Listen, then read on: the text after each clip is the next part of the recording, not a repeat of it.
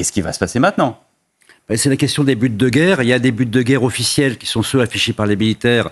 Les infrastructures nucléaires, on voit que c'est quand même plutôt bien parti. C'est pas terminé, mais ça va continuer. La menace des missiles sur le sol balistique, une fois c'est fait, qu'est-ce qu'on fait ? On arrête ou on continue ?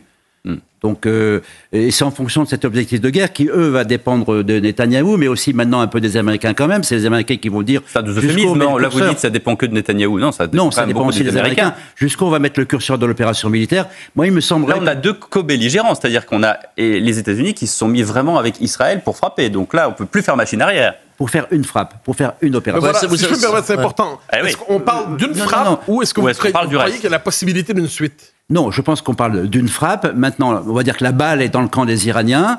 Trump l'a bien dit. Soit vous acceptez la capitulation, on ne voit pas bien comment, mais enfin bon, soit vous acceptez la capitulation, ou alors si vous vous en prenez à nos intérêts, à nos forces, à nos troupes, à ce moment-là, on rentrera dans une véritable opération militaire qui ressemblera à une guerre. Mais c'est une étape d'après. C'est celle qu'on est en train de surveiller. Que va-t-il se passer après ? Parce que le guide suprême iranien, Ali Khamenei, lui a exclu cette capitulation et de revenir à la table des négociations cette semaine. Donc on voit mal comment ça pourrait se produire. Et donc le risque, c'est que les États-Unis soient contraints de poursuivre leur opération militaire, non ? Je pense que c'est une des raisons pour laquelle il a mis autant de temps où il a pris autant de prudence à rentrer dans cette opération. Trump, évidemment, ce qu'il ne veut pas, avant tout, c'est un nouvel Afghanistan.